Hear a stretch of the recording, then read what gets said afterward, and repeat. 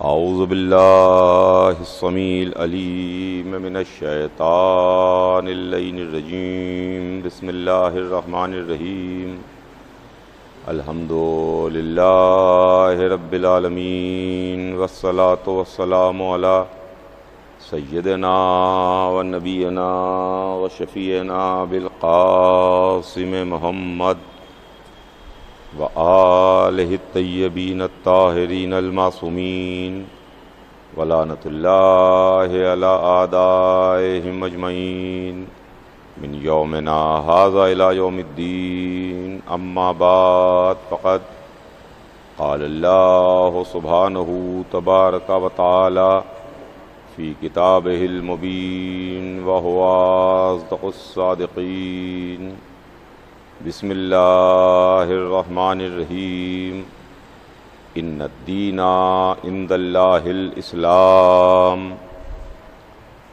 خداوند عالم قرآن مجید میں ارشاد فرماتا ہے کہ یقیناً دین اللہ کے نزدیک اسلام ہے۔ سلسلہ کلام ذہن عالی میں ہوگا، ہمارے اور آپ کے درمیان جو گفتگو کا سلسلہ جاری ہے اس کا عنوان سلسلہ ہدایت ہے۔ عزیزان گرامی، مسلسل 5 روز سے آپ کی خدمت میں کچھ نہ کچھ عرض کرنے کا شرف حاصل کر رہا ہوں، اور جو گفتگو ہمارے اور آپ کے درمیان ہو رہی ہے وہ گفتگو ہدایت کے سلسلے کی ہے اور تاریخ ہدایت کی ہے، جس میں نے آپ کی خدمت میں جناب آدم کا ذکر کیا جو بہت تفصیل کے ساتھ ہوا، جناب نوح کا تذکرہ، جناب ابراہیم کا ذکر،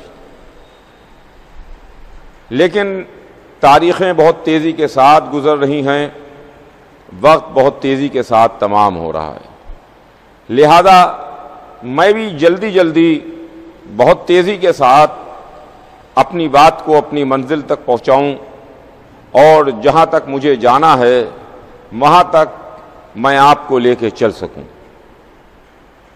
میں تمہید میں اپنا وقت نہیں لگاؤں گا، میں تمہید نہیں بیان کروں گا۔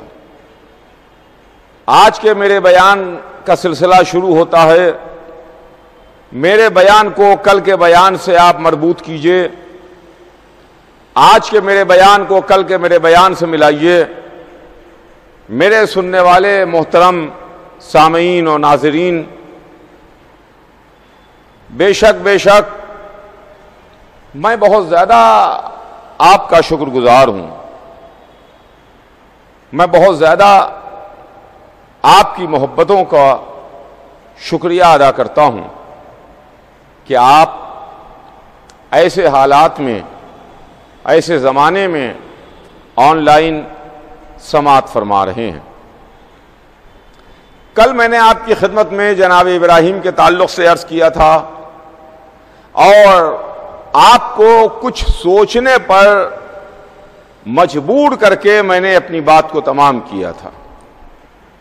میں نے عرض کیا تھا کہ 24 گھنٹے کا وقت آپ کی خدمت میں پیش کر رہا ہوں، 24 گھنٹے کے بعد میری اور آپ کی پھر ملاقات ہوگی، اور 24 گھنٹے میں آپ جائیے، رات کو بستر پر لیٹیے، غور کیجئے، سوچئے، اور اس کے بعد جب پھر میں آپ کی خدمت میں حاضر ہوں تو آپ کا ذہن بھی سوال لے کے آئے، آپ کا ذہن بھی جوابات لے کے آئے، اور میں بھی ان سوالات کا جوابات لے کے آپ کی خدمت میں حاضر ہوں۔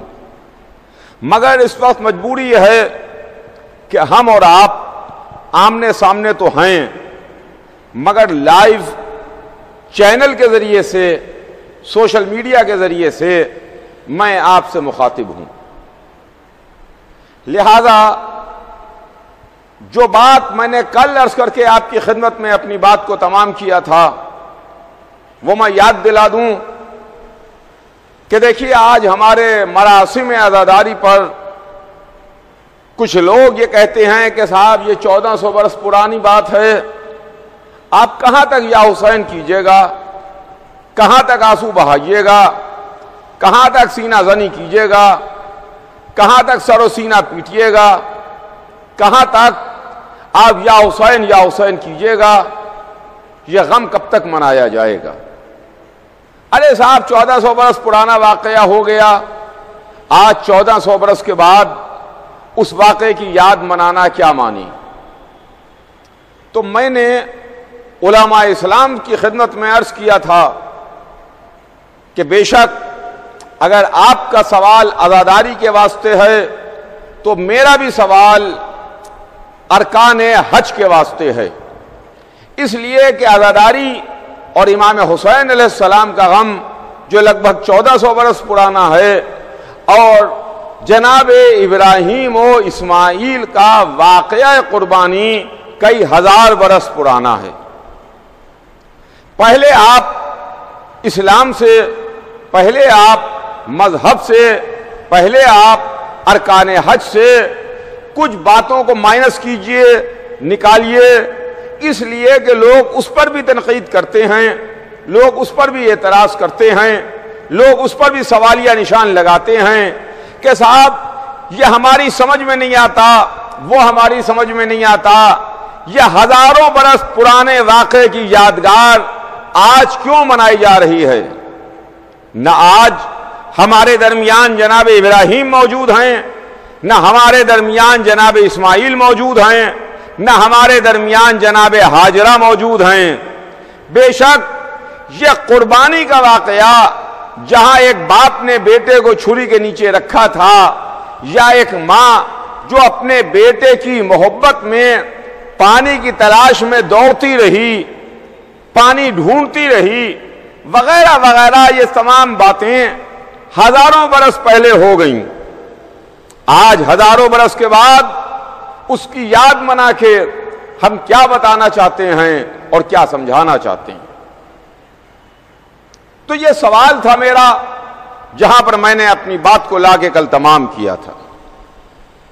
آج سلسلہ آگے بڑھے، بے شک باتیں تو بے شک 1400 برس پرانی نہیں، کئی ہزار برس پرانی ہیں۔ قربانی ابراہیم و اسماعیل، جناب ہاجرہ کا اپنے بیٹے کی محبت میں پانی کی تلاش میں دوڑنا، ویرانے میں، بیابان میں، ریگستان میں اپنے بچے کے واسطے، پیاسے بچے کے واسطے پانی کو تلاش کرنا، یہ بہت پرانی باتیں ہو گئیں۔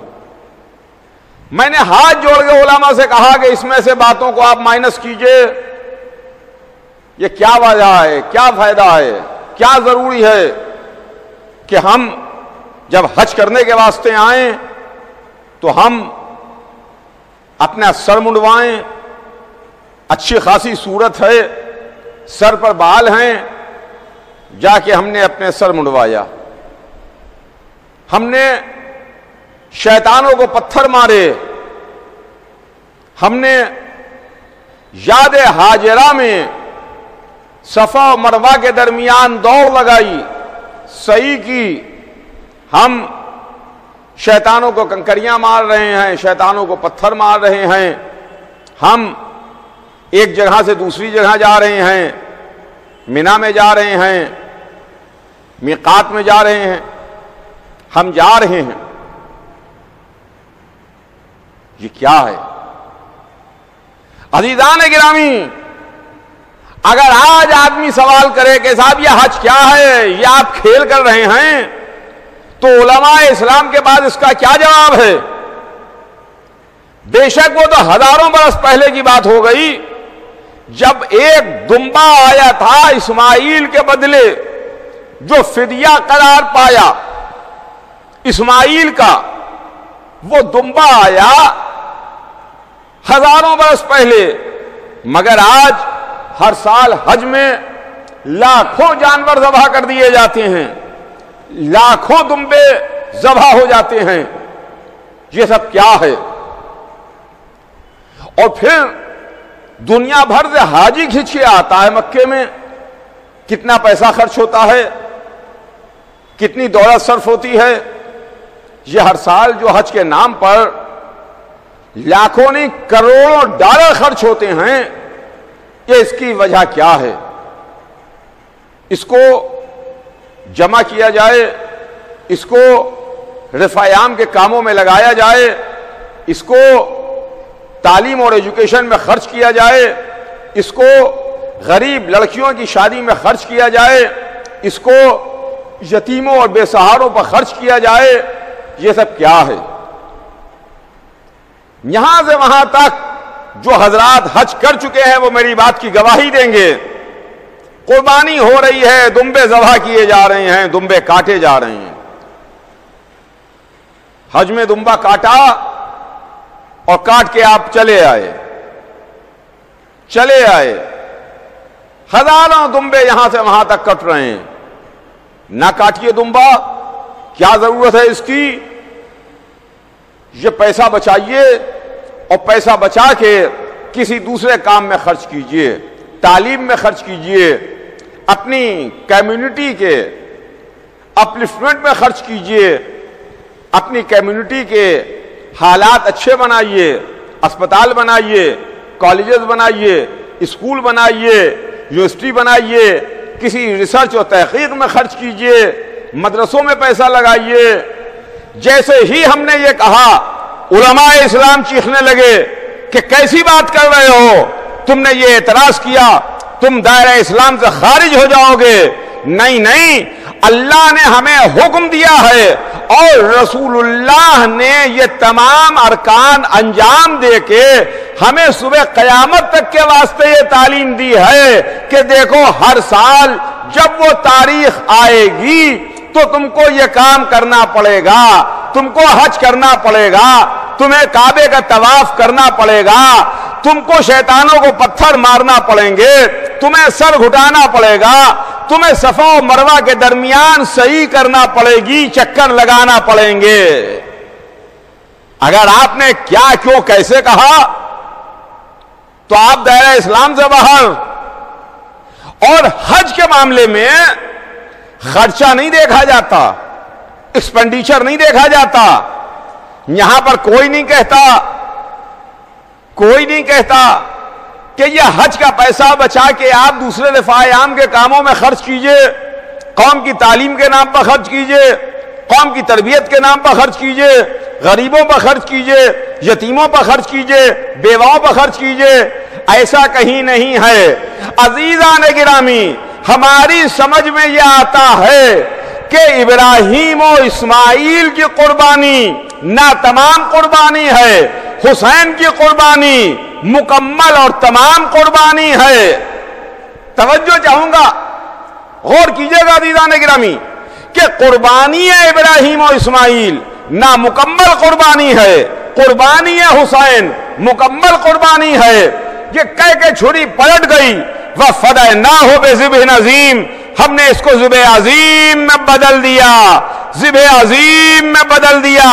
عزیزان گرامی، اسی واسطے شاید قدرت نے حج کو واجب قرار دیا کہ دیکھو اگر چھوٹے نبی کی یاد میں حج کا واقعہ واجب ہو سکتا ہے تو بڑے نبی کے نواسے کی یاد محرم میں بدعت کہاں سے ہو جائے گی؟ یہ بدعت کیسے ہو جائے گی؟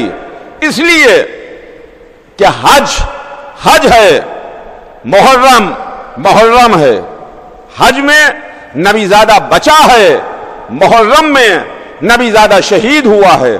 حج میں ایک نبی کے بیٹے کے گلے سے چھری پلٹ گئی اور محرم میں ایک نبی کے بیٹے کے گلے پر چھری چل گئی.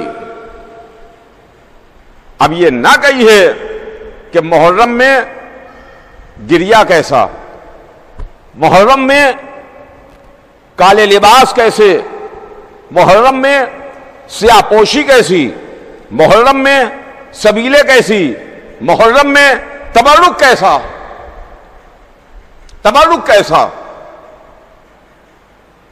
سفید لباس میں حاجی آتے ہیں حج کرنے کے واسطے، لباس احرام سفید ہے، وائٹ کلر کا ہے، سفید رنگ کا ہے۔ ہم محرم میں کالا رنگ پہنتے ہیں، سیاہ رنگ پہنتے ہیں۔ کہ میں آپ کے سامنے مجلس میں 2 مہینے 8 دن سیاہ پوش رہوں گا، حسین ابن علی کے غم میں 2 مہینے 8 دن جسم پر کالا کرتا رہے گا، کالی شیروانی رہے گی، یہ حسین کے غم میں ہے۔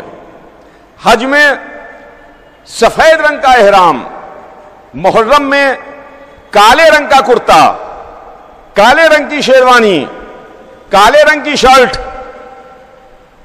احرام سفید ہے، محرم میں سیاہ ہے۔ یہ معاملہ کیا ہے؟ ہمارے ہندوستان میں جہاں کا ایک الگ ماحول ہے اور جہاں کا ایک الگ مزاج ہے، یہاں پر عموماً شادی بیاہ میں لال رنگ استعمال ہوتا ہے، ریڈ کلر۔ لباس عروسی لال رنگ کا ہے، سرخ رنگ کا ہوتا ہے۔ دلہن کا جوڑا، دلہن کا لباس لال رنگ کا ہے۔ وہ ایک ہندوستان کا ایک خاص مزاج ہے جس کی وجہ سے یہ لال رنگ استعمال ہوتا ہے، اور کہتے ہیں کہ صاحب یہ لال رنگ ہے اور یہ صاحب خوشی کا رنگ ہے، جبکہ پوری دنیا میں اور مسلمانوں میں بھی ہندوستان کے باہر جو لباس عروسی ہے وہ وائٹ کلر کا ہے، سفید رنگ کا ہے۔ جو دلہن کا جوڑا ہے وہ سفید رنگ کا ہے۔ کرسچینٹی میں بھی سفید ہے اور دوسرے ممالک میں اسلام میں بھی سفید ہے۔ ہندوستان کے باہر نکلیے آپ، جو مسلمان دیش ہیں، مسلمان ممالک ہیں، مسلم کنٹریز ہیں، وہاں پر جو برائڈل ڈریس ہے وہ وائٹ کلر کا ہے۔ تو سفید رنگ خوشی کی علامت ہے، کالا رنگ غم کی علامت ہے۔ آج آپ نے ہمارے کالے رنگ پر اعتراض کیا کہ صاحب یہ کالا رنگ کیسا، یہ کالی قمیص کیسی، یہ کالی شیروانی کیسی، یہ کالی شرٹ کیسی، یہ سیاہ پوشی کیسی۔ ہم نے بھی کہا کہ یہ حج میں سفید رنگ کا احرام کیسا؟ یہ سفید رنگ کا احرام ہماری سمجھ میں نہیں آتا۔ ارے بھائی، ہر رنگ کا خالق اللہ ہے، سفید رنگ کا خالق بھی اللہ ہے، کالے رنگ کا خالق بھی اللہ ہے، ہرا بھی اللہ ہی نے خلق کیا، نیلا رنگ بھی اللہ ہی نے بنایا، لال رنگ بھی اللہ ہی نے بنایا، پیلا رنگ بھی اللہ ہی کا خلق کیا ہوا ہے۔ تو دنیا میں جتنے بھی کلرز ہیں، ہر رنگ و ہر کلر اللہ کا خلق کیا ہوا ہے۔ تو جب ہر رنگ اللہ کا خلق کیا ہوا ہے تو پھر ایک خاص رنگ میں لباس احرام کیسا، سفید لباس کیسا؟ کیا آپ کو معلوم نہیں نبی زیادہ بچا ہے، لہذا خوشی میں ہم سفید رنگ کا احرام پہن کے آتے ہیں۔ ہمیں حکم دیا گیا سفید رنگ کا پہن کے آؤ، ہم سفید رنگ کا پہن کے آتے ہیں۔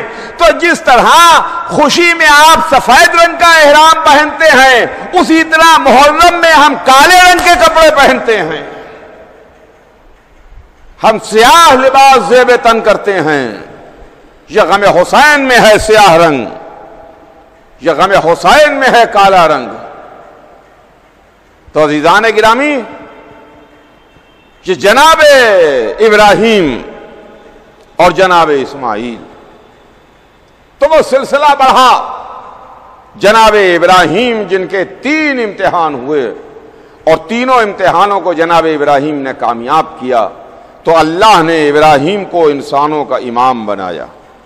کہا ابراہیم ہم نے تم کو انسانوں کا امام بنایا۔ جناب ابراہیم انسانوں کے امام بنے۔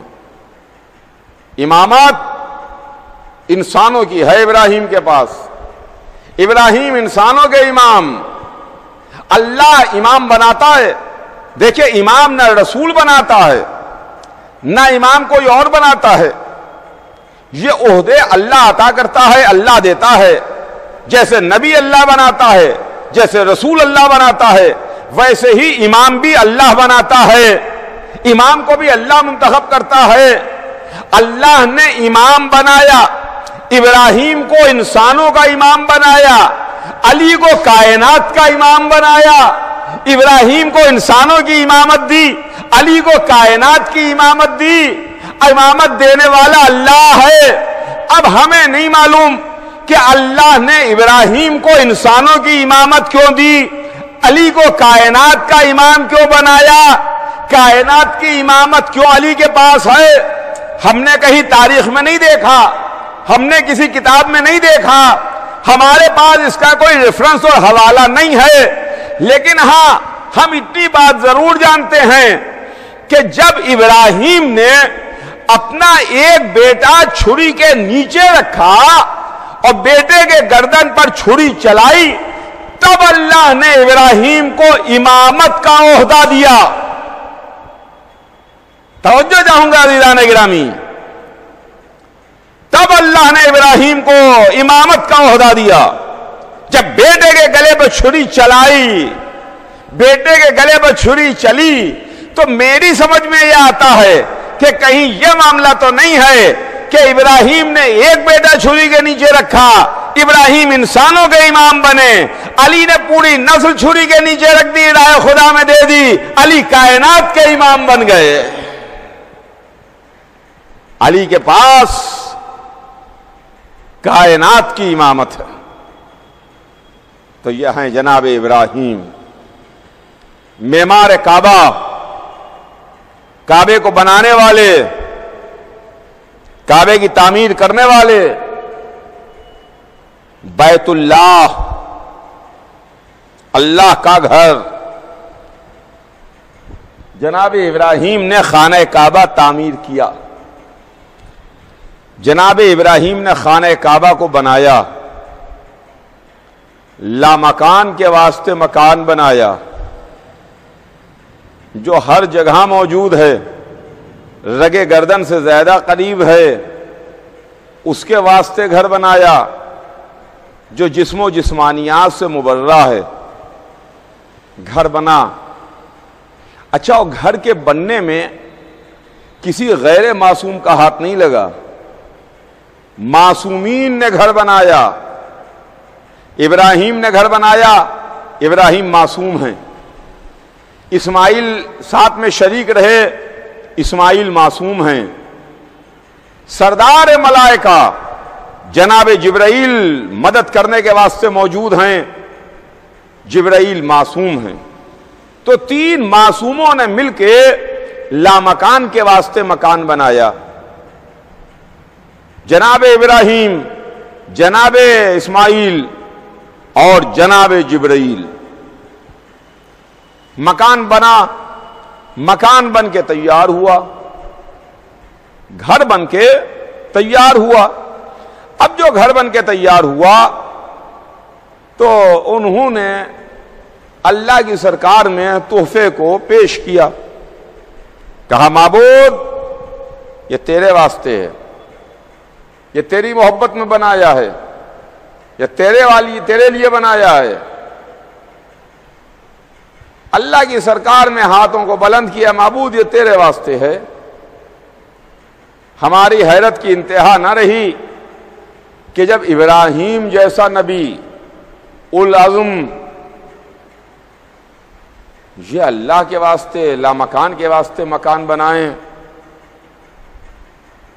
کوئی نہیں کہتا کہ ابراہیم کیا کر رہے ہو، کسی نے نہیں کہا کہ جناب ابراہیم یہ کیا غضب کیا آپ نے، کسی نے نہیں کہا جناب اسماعیل یہ کیا کر رہے ہیں آپ، کسی نے جناب جبرائیل پر اعتراض نہیں کیا کہ جبرائیل یہ کیا، تم تو عرش پر رہتے ہو، تم تو آسمان پر رہتے ہو، تم تو رب العزت کا کلام اور سلام لے کر کے رسول کی خدمت میں بھی آئے اور نبیوں کے پاس بھی آئے، یہ کیا ہے جبرائیل؟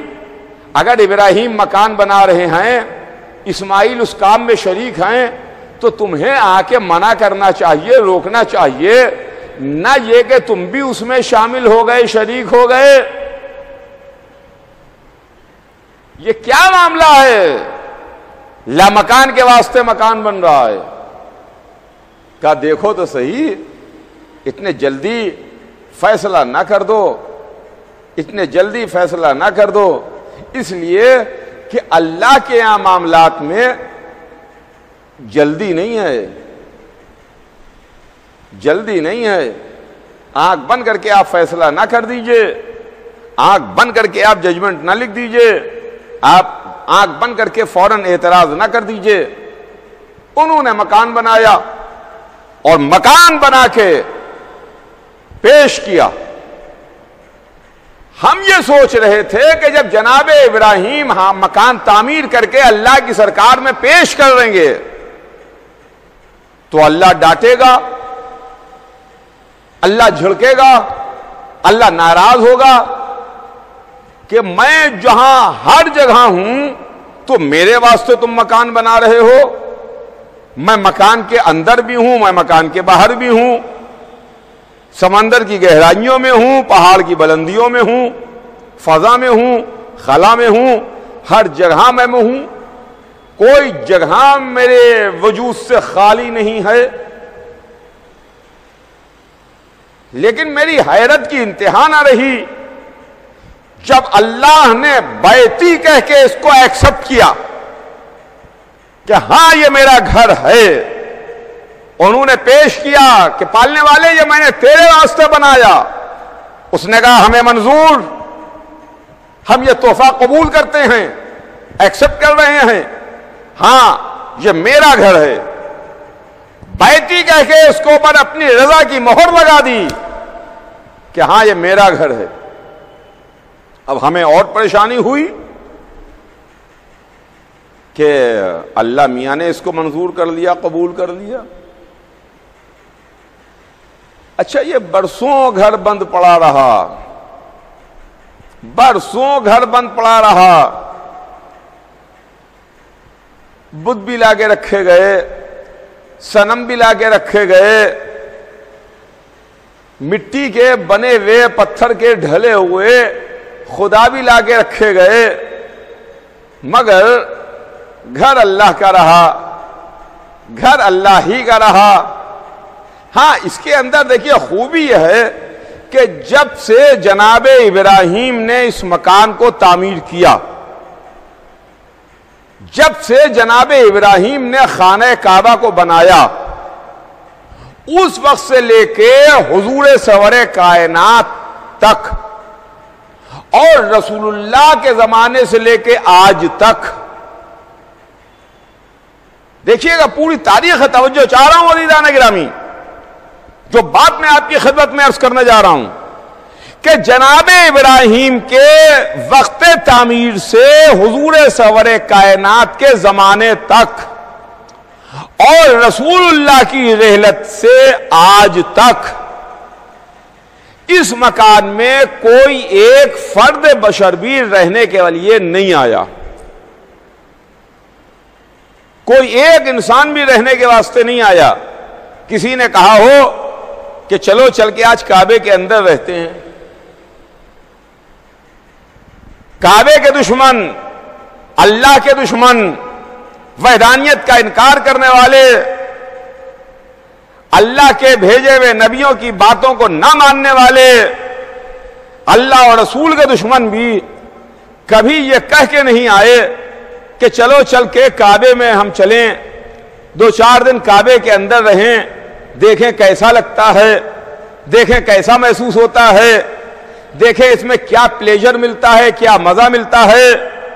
کوئی نہ آیا۔ ہاں اتنا ضرور ہوا کہ اللہ کا گھر تھا، ابراہیم نے اللہ کے واسطے بنایا اور اس کو اللہ نے قبول کر لیا، تو اس میں کوئی بندہ تو رہا نہیں۔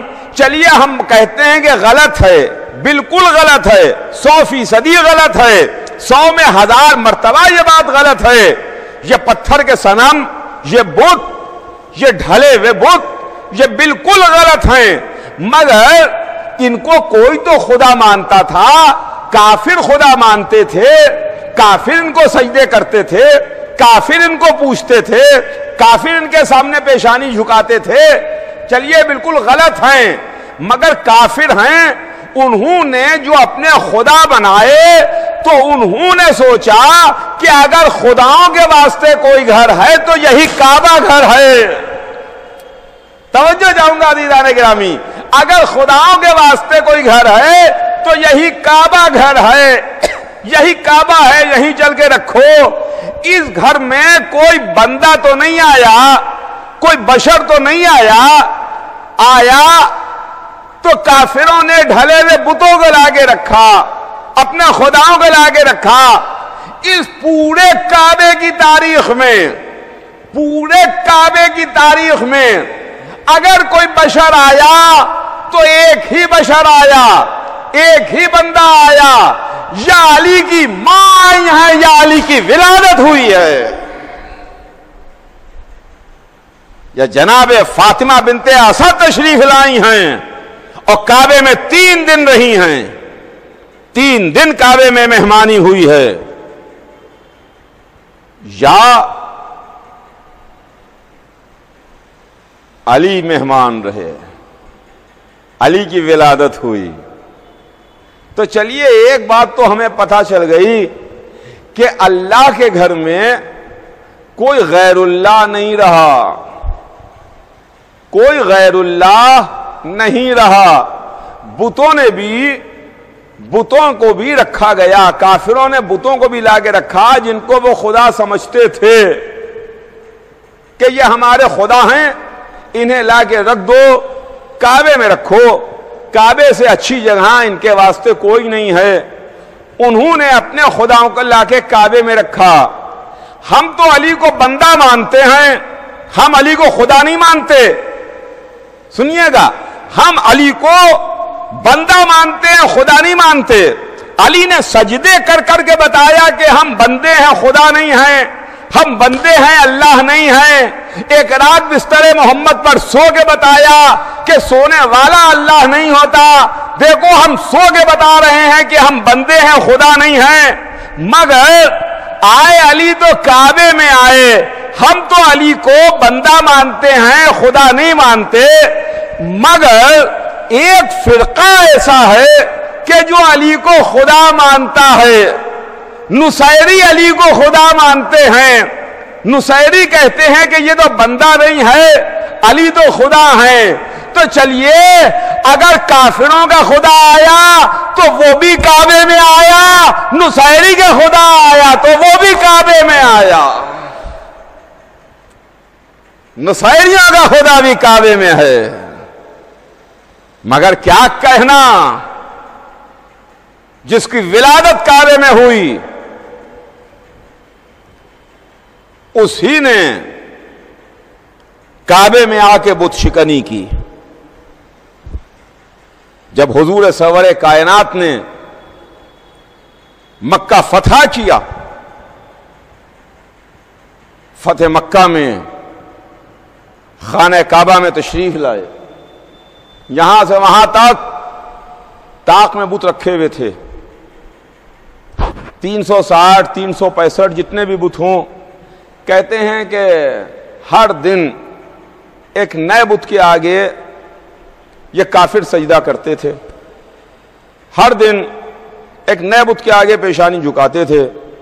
یہ آج کا کو سجدہ کریں گے, یہ دوسرا بت ہے جس پر کل سجدہ ہوگا, یہ تیسرا بت ہے اس پر پرسوں سجدہ ہوگا. 360 365 کعبے کی دیواروں پر سجے ہوئے تھے. کعبے کے اندر جو طاقیں بنی ہیں وہاں پر رکھے ہوئے تھے. اور جب حضور سرور کائنات خانہ کعبہ میں تشریف لائے تو دیکھا کعبے کے اندر بت ہیں.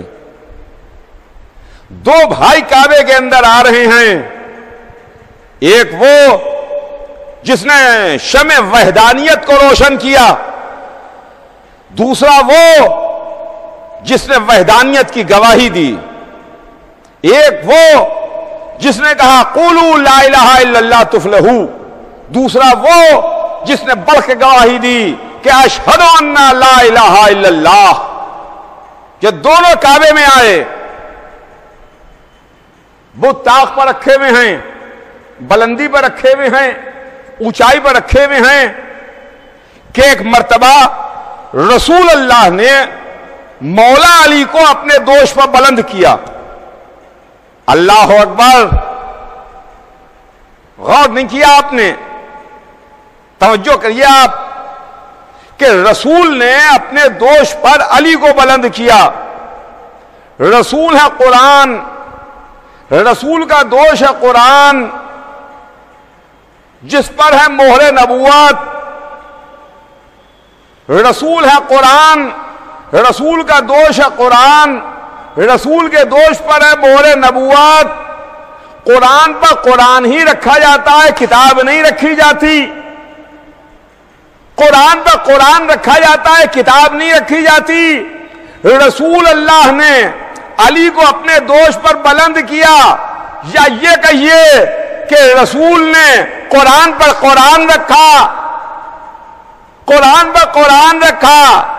علی سے کہا یا علی تم میرے دوش پر بلند ہو.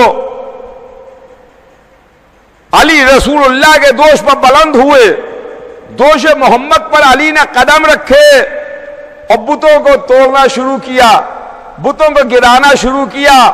ایک ایک بت توڑ رہے ہیں، اوندے منہ بت گر رہے ہیں. باطل خداؤں کی خدائی باطل ہو رہی ہے، کعبے میں بت شکنی ہو رہی ہے. اب عزیزان گرامی، بت شکنی کا اختیار بھی اسی کو ہے جس نے کبھی کسی بت کو سجدہ نہ کیا ہو. اب سمجھ میں آیا کہ عالم اسلام علی کو کرم اللہ وجہہ کیوں کہتا ہے.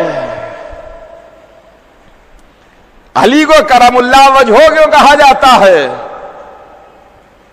بقیہ عالم اسلام، بزرگان اسلام کو رضی اللہ رضی اللہ رضی اللہ،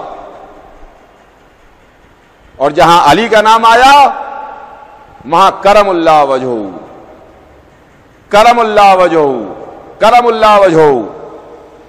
تو ہم نے سوال کیا کہ علماء اسلام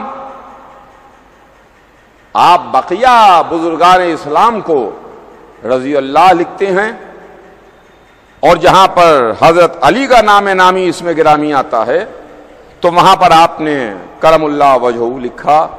اس کی وجہ کیا ہے؟ اس کا مطلب کیا ہے؟ کہا بھئی اس کا مطلب یہ ہے کہ اللہ نے ان کے چہرے کو مکرم رکھا، اللہ نے ان کے چہرے کو مکرم رکھا. اس کا مطلب کیا ہے کہ علی کا چہرہ کبھی کسی بت کے آگے نہیں جھکا، کبھی کسی بت کے آگے نہیں جھکا. اب سمجھ میں آیا کہ رسول اللہ نے بت شکنی علی ہی سے کیوں کرائی. ارے کیوں علی ہی نہ کرتے؟ اس لیے کہ بقیہ غیر تو بتوں کے آگے جھکتے رہے ہیں، اکیلے اسلام میں علی ہی وہ ہیں جنہوں نے بت شکنی کی ہے، کبھی کسی بت کا سجدہ نہیں کیا ہے. جب بھی پیشانی جھکی اللہ کے سامنے جھکی، خدا کے سامنے جھکی، معبود کے سامنے جھکی، خالق کے سامنے جھکی. تو عزیزان گرامی، یہ کعبہ بنایا، ابراہیم و اسماعیل نے مل کے کعبہ بنایا، جبرائیل کی مدد سے کعبہ بنا، اور آج ہم سجدہ کرتے ہیں. آج ہمارا قبلہ کیا ہے؟ آج جو ہم نماز پڑھتے ہیں اور نماز میں ہم رخ کرتے ہیں تو ہمارا رخ خانہ کعبہ کی طرف ہوتا ہے. تو میرا ایک سوال ہے، آپ سجدہ کس کو کرتے ہیں؟ کعبے کو سجدہ کرتے ہیں کہ کعبے کی طرف سجدہ کرتے ہیں؟ بہت سوچ سمجھ کے جواب دیجیے گا. کعبے کو سجدہ کرتے ہیں کہ کعبے کی طرف سجدہ کرتے ہیں؟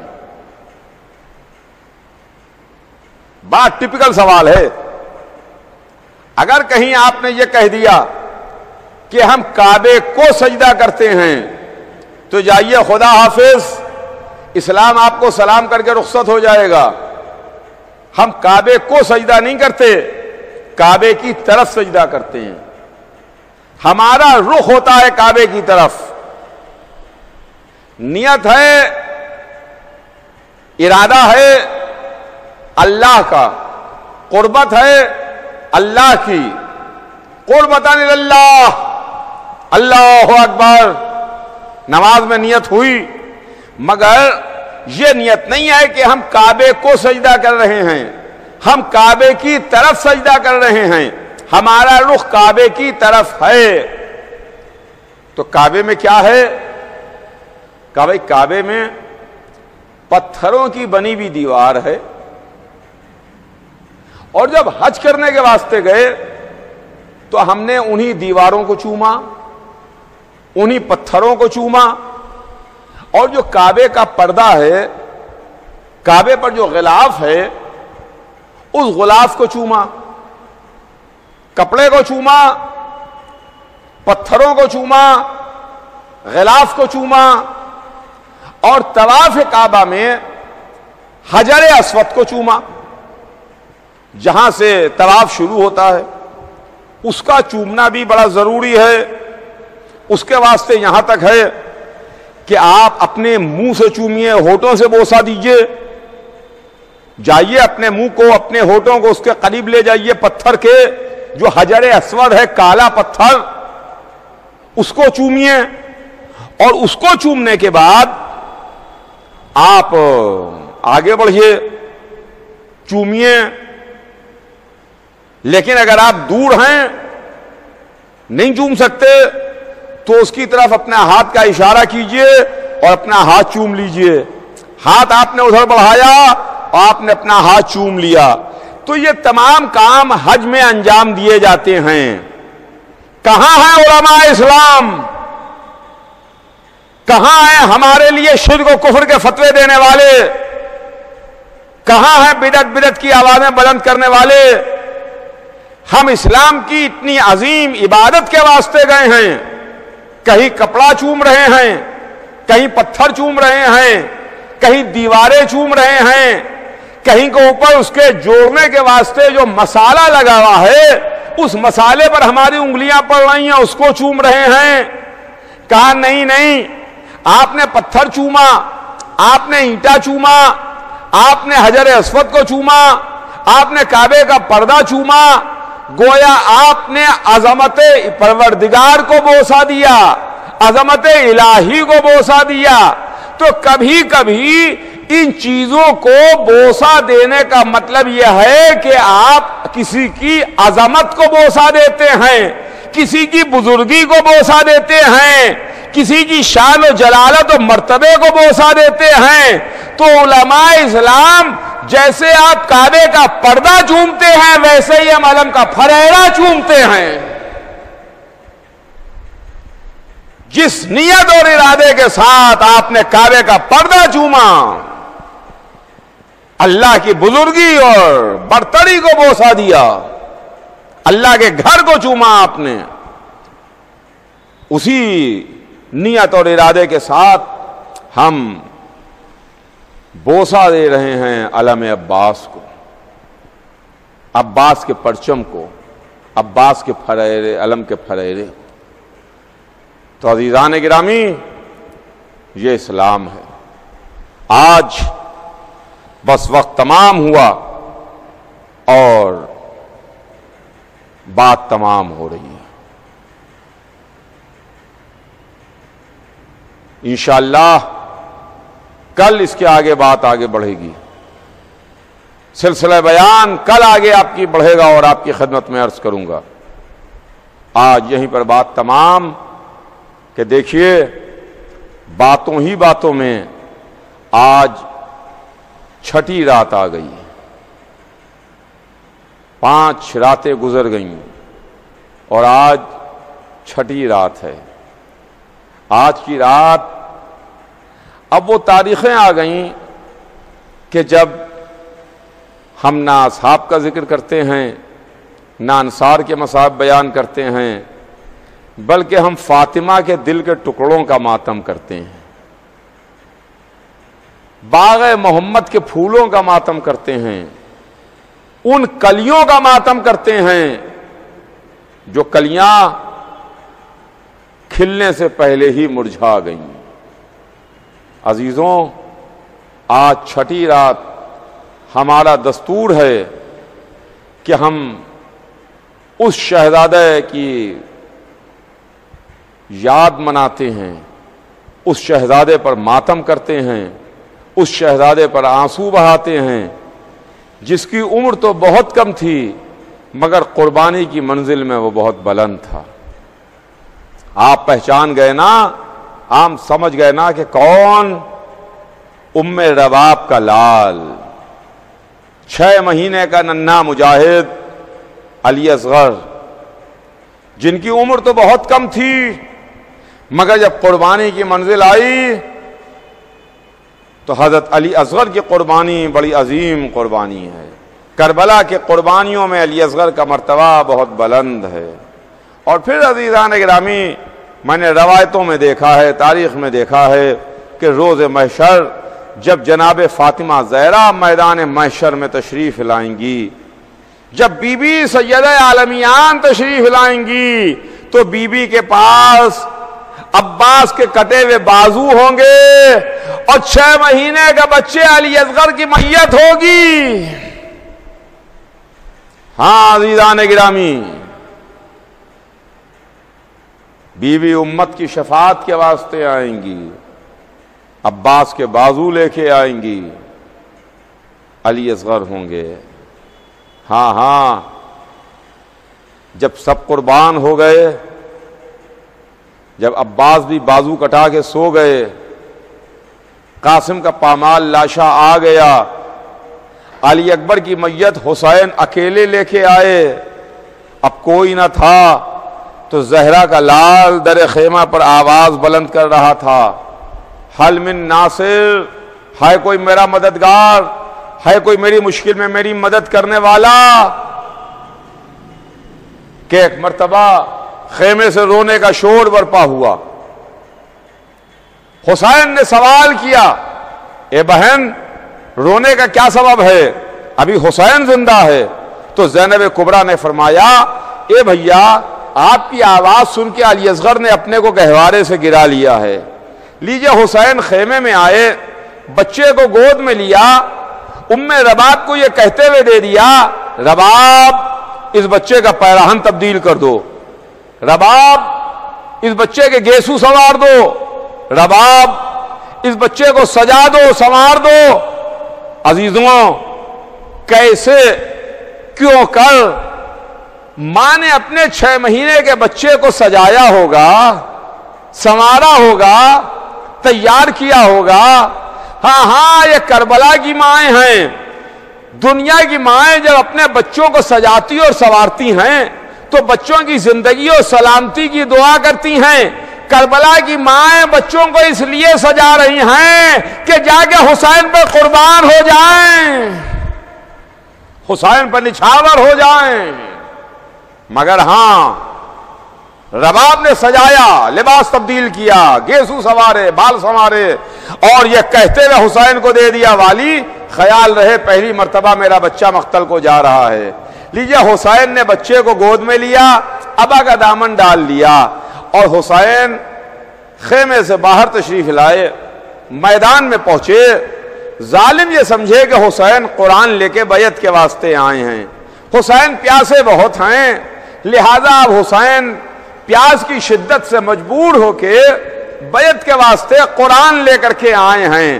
ہاں ہاں، یہ محمد کے گھرانے کے بچے ہیں، یہ آل محمد ہیں، یہ محمد کے باغ کے پھول ہیں۔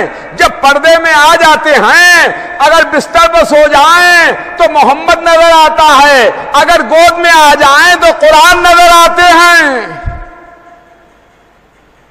کبھی قرآن نظر آتے ہیں، کبھی محمد نظر آتے ہیں۔ حسین گود میں لیے ہوئے آئے، ایک مرتبہ ظالموں سے مخاطب ہوئے کہ اگر تمہاری نظر میں میں خطا کار ہوں، مجھ سے غلطی ہوئی ہے، تو یہ بچہ تو بے خطا ہے، اسے تھوڑا سا پانی پلا دو۔ حسین نے ابا کا دامن الٹا، 6 مہینے کا کملایا ہوا چہرہ تھا۔ حسین علی اصغر کو ہاتھوں پر بلند کیے ہوئے پانی مانگ رہے تھے۔ ہاں ہاں، ارے زمین تو کیوں نہ پھٹ گئی، ارے آسمان تو کیوں نہ بیٹھ گیا، اے کائنات تو کیوں نہ ختم ہو گئی، کہ جب محمد کا نواسا ساقی کوثر کا بیٹا ساقی کوثر کے پوتے کے واسطے پانی مانگ رہا تھا کہ چند قطرے پانی دے دو۔ علی اصغر 3 دن سے پیاسا ہے، مگر افسوس سوال آپ کے جواب میں ہرملا کا 3 بھال کا تیر چلا، بچہ باپ کے گلے پر مسکرا کے خاموش ہو گیا۔ حسین نے تیر کھینچا، چلو میں لہو لے کے چہرے پر ملا۔ علی اصغر بھی ہمیشہ کے لیے اپنی دادی کے پاس چلے گئے۔ واہ علی اصغرا، واہ مظلومہ، ماں نے بچے کی میت دیکھ کہا میرے لال، کیا تیرے ایسے بچے بھی نہر کیے جاتے ہیں؟